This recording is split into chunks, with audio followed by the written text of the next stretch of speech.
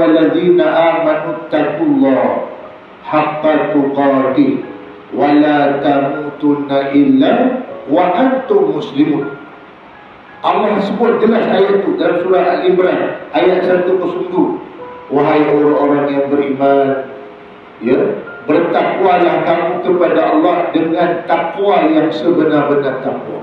Takwa yang benar, bukan hanya pakaian yang nampak macam orang takwa, tapi takwa yang sebenar-benar.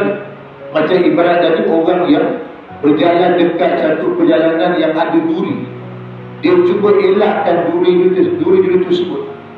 Maka begitulah juga orang-orang takwa.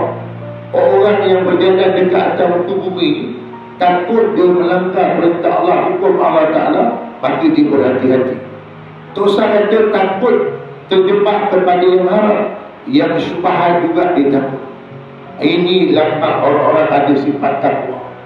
Dan ujung tu berkata Allah, wala tamutunna illa wa antum muslimun.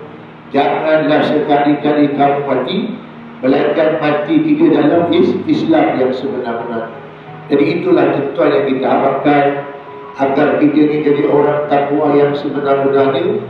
Kedua, kalaulah kita tinggalkan dunia ini, berdoalah kita kepada Allah, mudah-mudahan kita tinggalkan dunia, mati kita ialah orang-orang Islam yang sebenar.